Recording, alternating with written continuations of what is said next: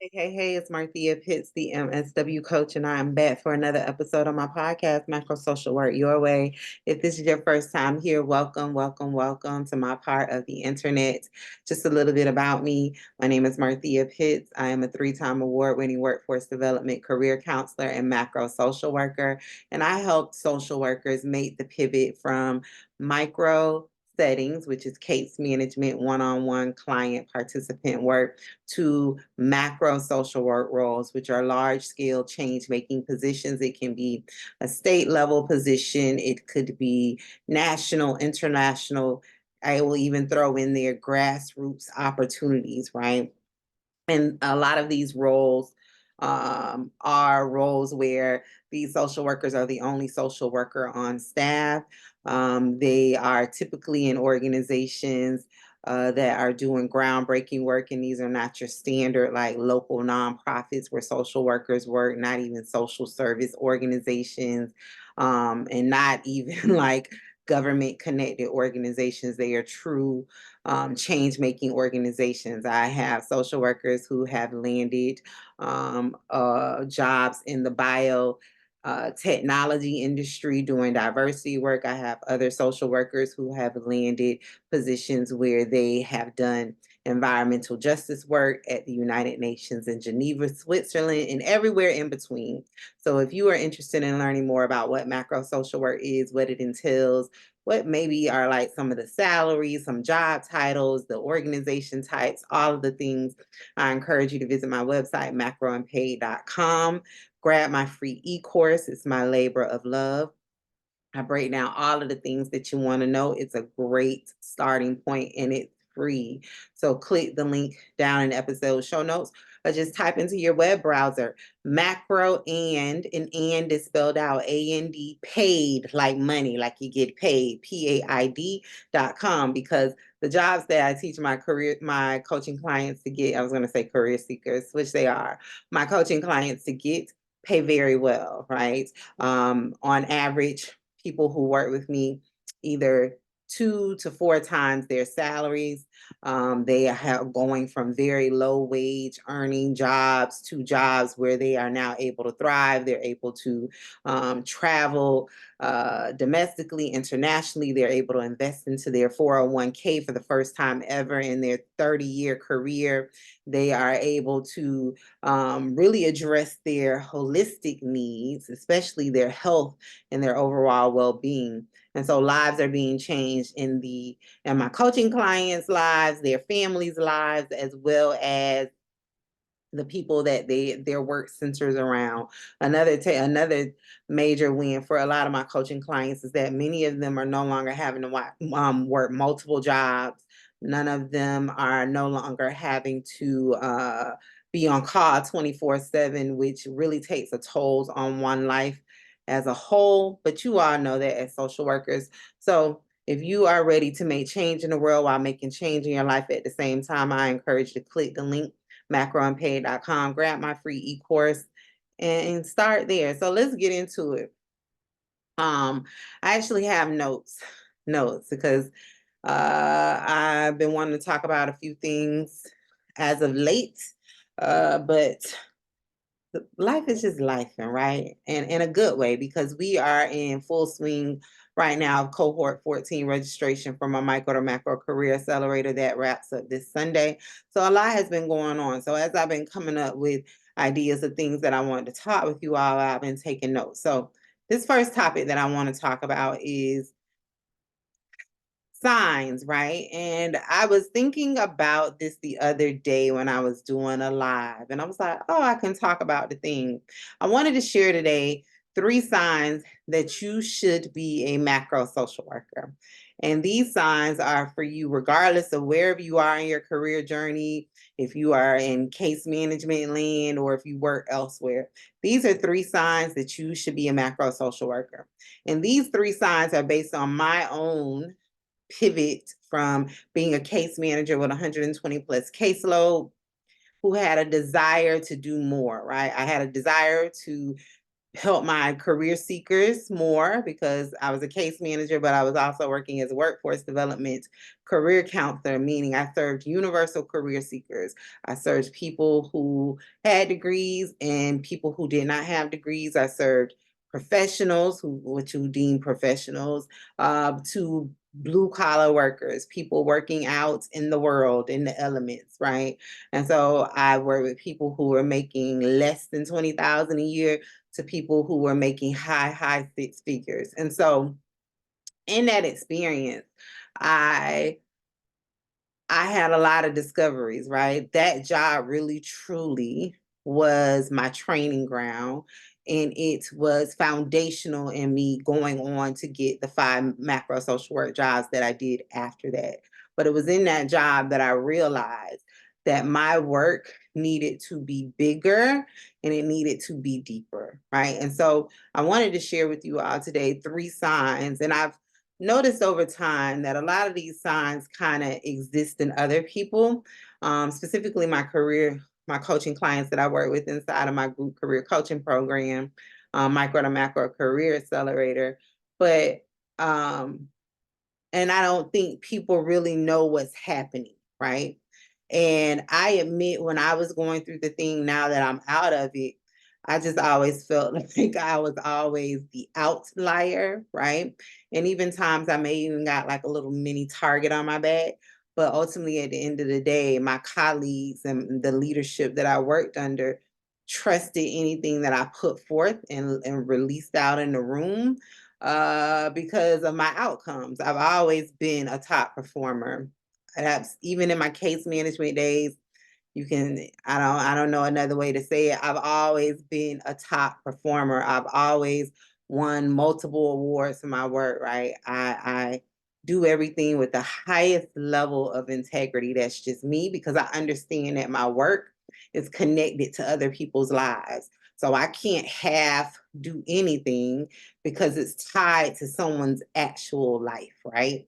So let's get into it, right? So sign number 1 is you feel so 3 signs that you should be a macro social worker. Sign number 1, you feel that your clients need something more, right? You feel that their problems that they are presenting with, regardless of wherever you work, be it in a school setting, be it in a hospital setting, be it in a DVSV situation, wherever you work, you feel that your clients, your participants need something more, and that what they are presenting, right, presenting with is a result of is a result or a symptom is like what I like to call it. It's the thing that we see. It's a symptom of a much larger complex issue that isn't being addressed through the work you do with them.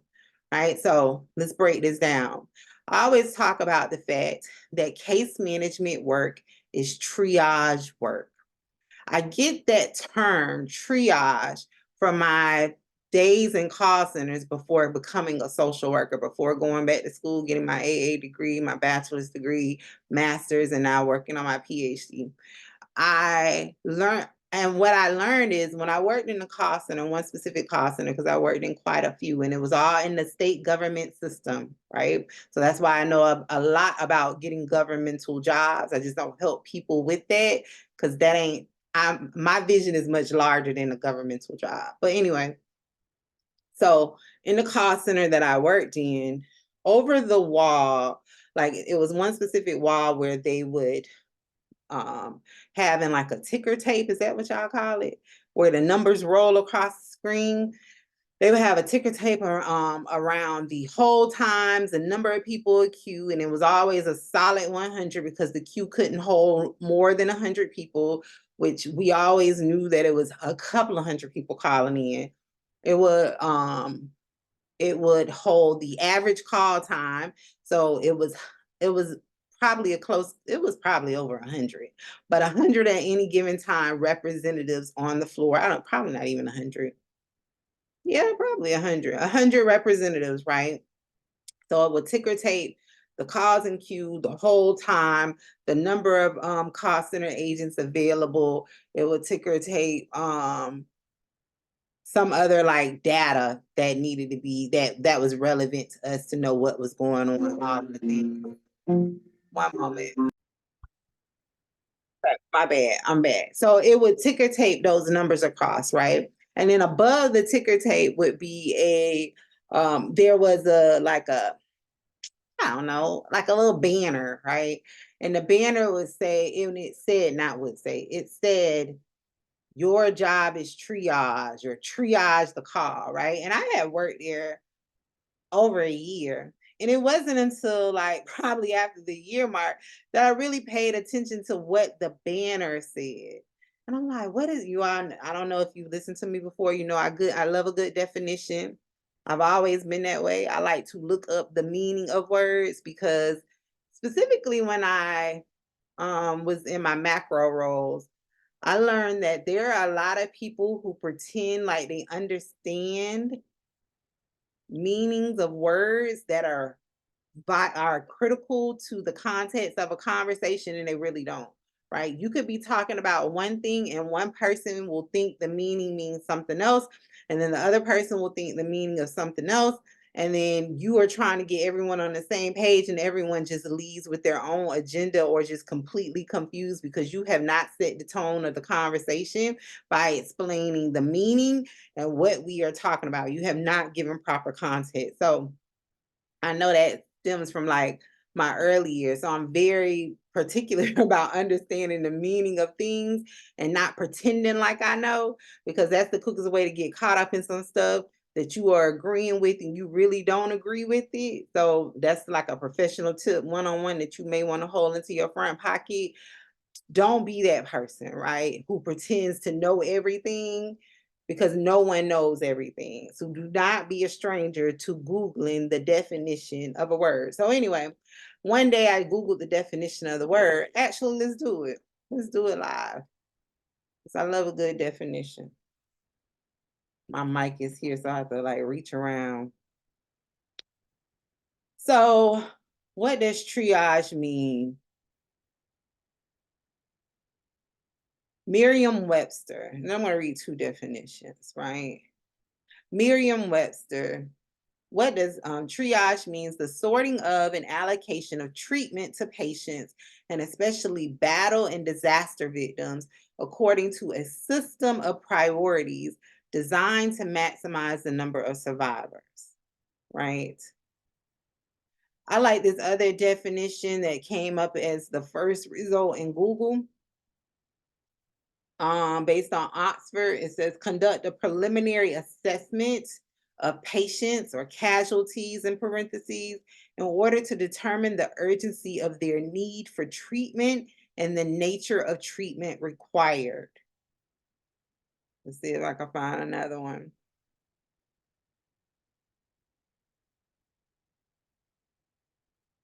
Here's one by Cambridge.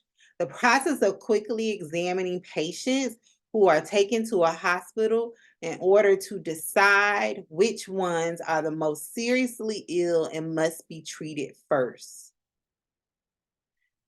They have a second definition with Cambridge as well. The process of examining problems in order to decide which ones are the most serious and must be dealt with first.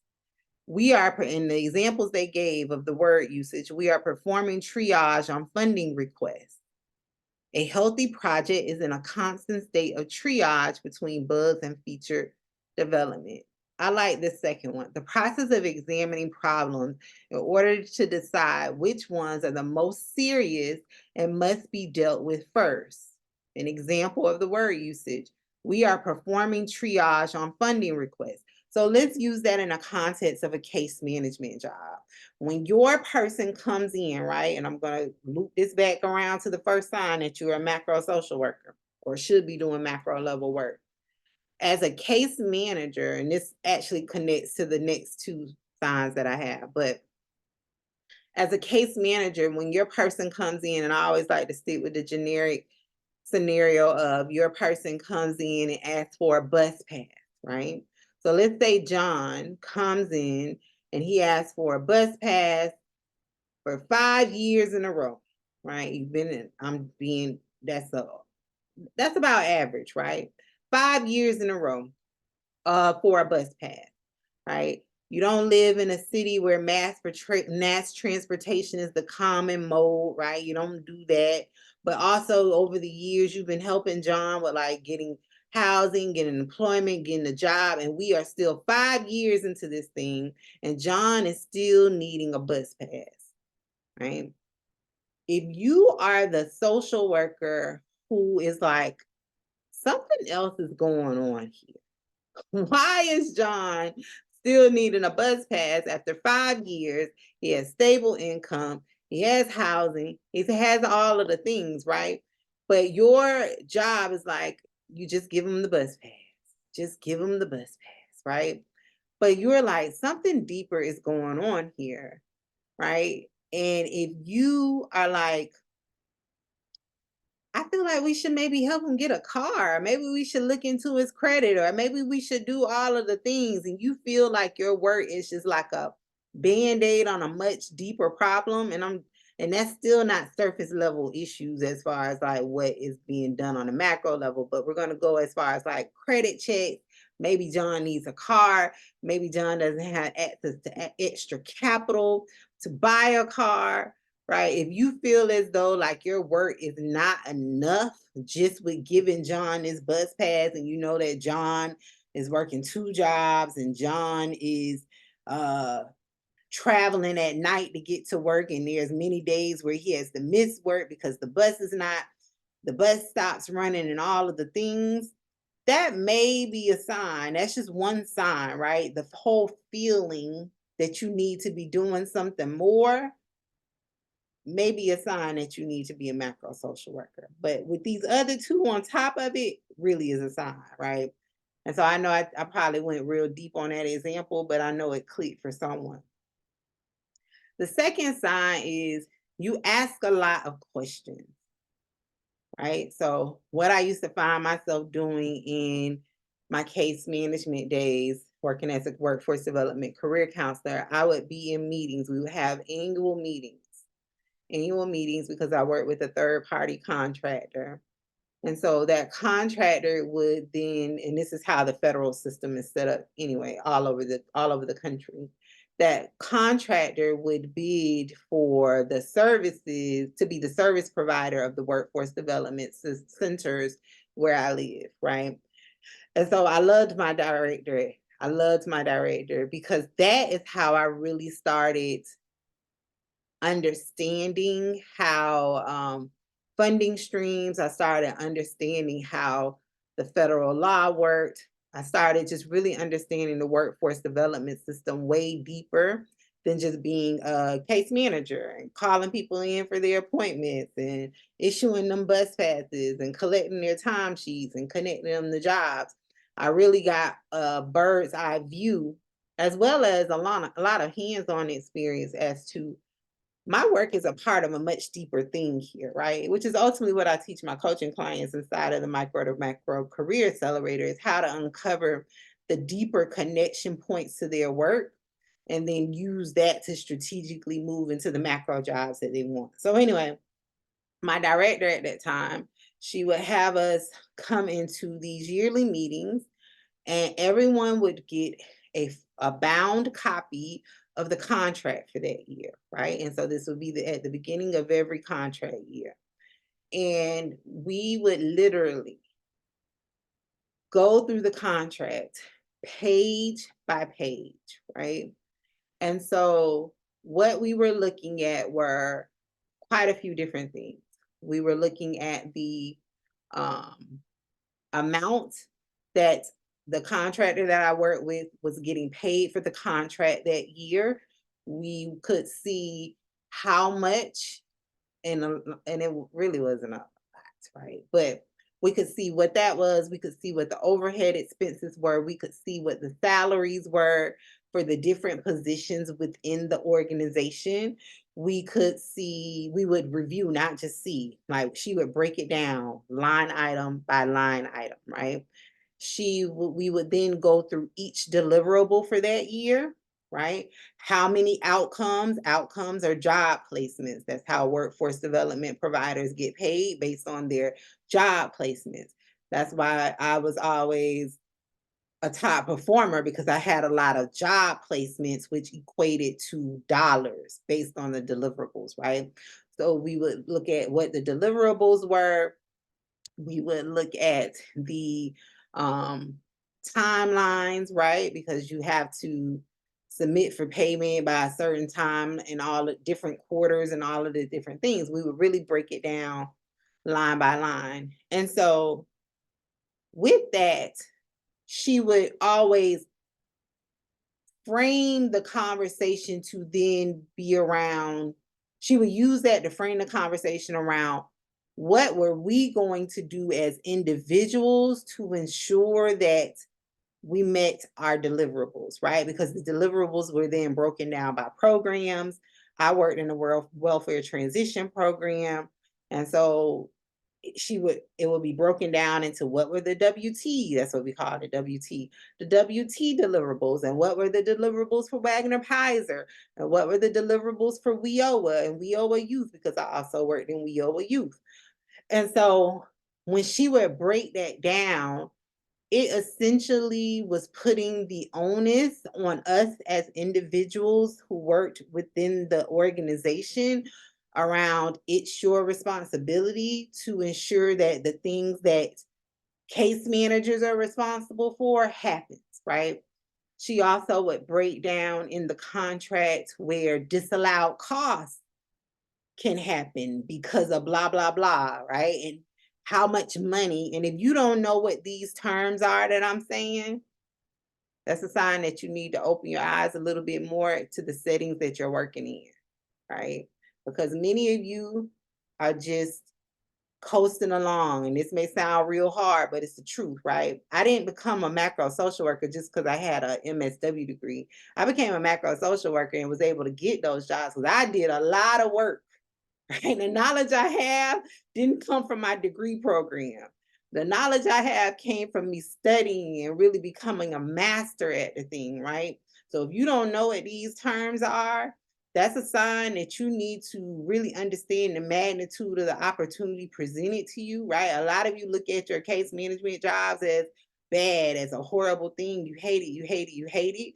But what I teach my coaching clients is to look at their case management job as a strategic opportunity to get the experience they need, the knowledge they need to then move to where they want to be as a macro social worker, where they can demand higher salaries and move the needle closer to progress. So if you have no clue what I'm talking about in these things, that's a sign that you need to be in my side of my mentorship community, because, and I'm gonna say it real because y'all know I don't hold stuff back. A lot of y'all are asleep.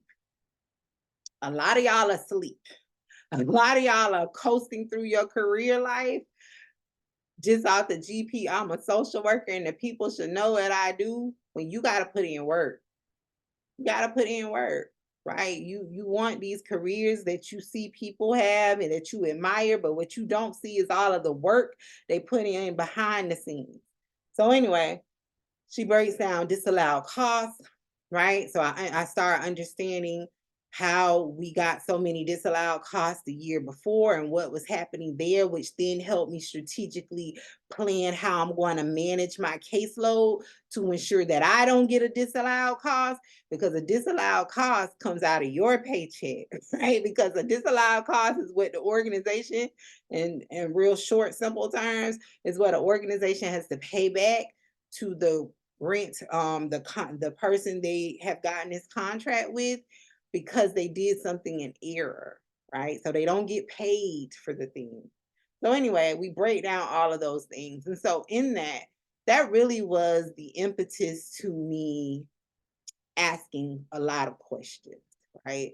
And it was more so questions around better serving and meeting the needs of my clients, as well as trying to ensure that I was staying in accordance with the contract, right? Because now I understood the why, right? And so this is a sign that you're a macro social worker. When you don't understand the why behind your work, why you have to see your clients in the first 24 hours, why you have to do an initial assessment with them, why you have to send the referral over to blah, blah, blah, blah, blah. That's when you feel the being if you are a macro social worker at heart, right? This is what that's why you feel so disconnected from your work. That's why you feel so dissatisfied in your work because you don't understand the why. You don't understand why you are doing the thing. Now, there are some social workers out there that's just content with doing whatever the people tell them to do. But when you are a macro social worker at the heart, what I've found, this is true for me and true for a lot of my career coaching clients, if not all of them, you have to understand the why, right? So I was thankful for my director. I haven't seen her in years, but um her exposing that to me really helped me better understand how all of the different moving parts were connected. I understood the bottom line of the organization. I understood from a physical responsibility point, like why they made the moves they made, why they made the decisions they made. But then I also understood how vital my role was, right? Because a lot of you feel dissatisfied in your case management jobs because you don't feel appreciated, you feel undervalued, right? And a lot of that is contributed to you may work in an organization that does not expose you to these larger conversations. But in all honesty, all of this stuff is public information, right? So if you wanted to know, you could go find it somewhere, right? So anyway, so the second sign is that you ask a lot of questions. So I began to ask a lot of questions about why is it this way? And it was specifically around like participation for my clients, like the participation metrics, because I knew from reading that contract in the conference room that we needed to meet a certain performance measure each month. We needed to maintain that in accordance to like the statewide average and all of the things. So I really started to ask a lot of deeper questions around the work activities that my career seekers were in. And it was like, why, right? So that is a second sign. Um, and again, the questions I was asking was always to the benefit of my career seeker, right? But it was also still within the realm of what we could do based on the contract, right? So I noticed from afar, a lot of social workers get frustrated with their current organizations and like, why can't we do this? And why can't we do this? And why can't we do this? And based on the questions that you all ask, it's clear that you've never held a leadership role, right? Which was my thing as a case manager. I had never held a leadership role either. But really, truly, that's when you have to start moving different, right? In anticipation for the roles that you want to be in. So just because you aren't in a leadership role doesn't mean you can't go out and seek that information. Like I said, it's public information, it's public record. Right? I teach my career coaching clients inside of the micro to macro career accelerator on how to look these reports up, how to find this information. Why? So they can ensure that they are aligning themselves with organizations that say they're doing a certain thing, but they can verify, are you really doing the thing you say you're going to do? Because how many times as a manager have you ended up in an organization that kind of sold you on a dream and then you get there and they're not doing any of the things, they're actually doing more harm than good, right? So you have to start moving in a way in anticipation for the jobs that you want. So anyway, I started asking a lot of questions. And a lot of it was based on the things that I saw my career seekers going through while working with them. But I also knew that we did not have like a solution or a way to address it. And so that's the second sign. You ask a lot of questions. The third sign is you research best practices and solutions over and beyond what your organization trains you on, right? So um, what that basically means is that you seek out answers and viable solutions, and you may even test them out with your participants. So, what I found myself doing because I had a lot of questions, right? I would get answers to questions because I love the organization that I work with. I really do, right? Again, like I said, it was pivotal into me becoming the macro social worker that I am. Um, I asked a lot of questions. But of course, People are busy in the organizations we work in as case managers because the work is a lot, right? No one is sitting around twiddling their thumbs, regardless of what you think. No one is doing that, right? It's busy for everyone across the board. So I would spend a lot of my days seeking out answers and viable solutions. I would read scholarly literature. I would attend workshops and webinars by national organizations to learn what other states were doing. These were all things I did over and beyond the scope of my job duties. No one told me I had to do it. It wasn't in my job description. It wasn't a part of my job requirements. I wasn't being compensated for the thing. But because I had so many questions, right? And this is before I even made the critical decision to move to national level work, right? I wanted to know ways to better serve my career seekers, right? So I would seek out all of this information and knowledge to learn how other states are doing. Oh, they're doing that. And that's how they're able to get them in the program and quickly move them to employment faster than our organization, right? I would learn about like the resources they were connecting them with. And then I would slowly implement the things into my service delivery, right? Within reason, within the scope of my work. I was to slowly test them out and they would work, right? My people were getting jobs, they were entering education programs. It was working, right? And so those are just three signs. And those are my top three signs that you should be a macro social worker. So let's recap them. You feel that your clients need something more. You feel that the problems they're coming to you are due to a much deeper reason. A lot of the times it's things, not a lot. It's because of things that are outside of their control, but what they're coming to you with is just a symptom of the problem. The example I'm gonna give just to wrap this up with a pretty bow is if John is coming to you for 5 years in a row with a bus pass and you don't live in a city with a mass transportation issue, there's something deeper going on with John in his car, right? It may be because John doesn't have access to credit, right? Maybe John doesn't have access, well, I said capital, access to capital to get a car, right? It may be due to something deeper going on.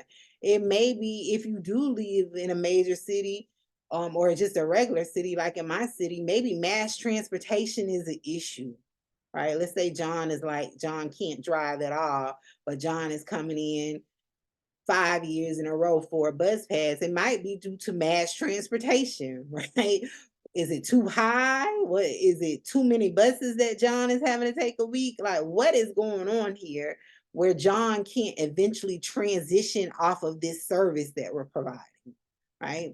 And then the second reason is a second sign is you ask a lot of questions. Why is this? Why is that? Why don't we do this?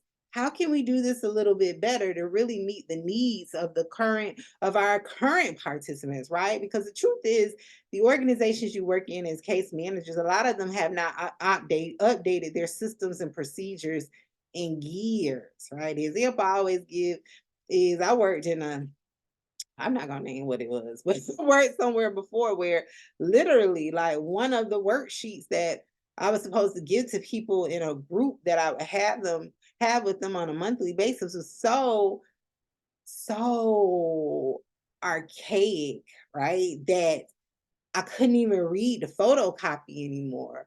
It was and then it will also apply to like the reporting template that I was supposed to report what I did each month was so archaic. It hadn't been updated in over 30 years, probably. Right. So, because of that, a lot of the things that you're doing as case managers are outdated. They're not up to date. And it's honestly because human capital is an issue for these organizations. Turnover rates are high. So if you find yourself asking a lot of questions, right? Can we be doing this a little bit better? Are we really meeting the people's real needs post pandemic, right? Because we know the world is different. That might be a sign that you need to be a macro social worker. The third sign is you research best practices and solutions over and beyond what your organization trains you on. right? You seek out information. You are investigative in nature, right? You don't just take the surface level thing, you dig deeper for what are some other ways that we can maybe help people to prevent John from coming in another 5 years and needing a bus pass. Is there a program out there that can maybe connect John to a free car or help clean up his credit or help him get his record expunged? I'm just making up some stuff, right? So he can get a license. I don't know if that's a real thing, right? So you seek out solutions. So those are three signs that you should be a macro social worker. Do me a favor. If you are watching this on YouTube, drop down in the comments what sign was helpful to you. Give me one aha takeaway from this video. If you're listening to my podcast, connect with me on Instagram, the_MSW coach. Drop in my inbox what was one aha moment or takeaway from this podcast episode. When y'all do that, it helps me understand what topics are of interest of you, because I could go by the vanity metrics and just look at the number of the people that listen to the episode. But when you all come find me and give me feedback, that helps me understand what you need to know about and what you don't, right? What is of interest to you and what is not. So do that. If you want to learn, if you want to work with me, and if you want to learn more about the things, the moves you should be making in your case management job to start developing your macro lens, right? I encourage you to join my mentorship group. It is a mentorship group for any social worker who has an aspiration of getting clarity around what they want to do in their career and getting the confidence to go after the things they dream of. It's only $25 a month. The link is down in the episode show notes. That's one way to work with me. I was going to pause for a moment, but I just thought about it. That's one way to work with me. Then also a higher level to work with me is my micro to macro career accelerator. The doors of the career accelerator are open right now. They close this Saturday, February 17th at 11:59 p.m. and won't reopen for a few months. So if you want to work with me on a deeper level to actually start learning proven career strategies that includes how to identify, how to apply, and how to interview for your dream macro social work job in 3 months or less, I encourage you to come inside of the micro to macro career accelerator. All of that information is down in the macroandpaid.com website. So I'm going to end it there. I think I'm going to record another podcast episode. I'm going to try. It take a lot out of me to record these episodes. Every time I'm like, I'm gonna record back to back. Yeah, no, I usually just do one. But I hope you found this information helpful. If you want to work with me, visit macroandpaid.com. Until then, happy macro career planning. Bye.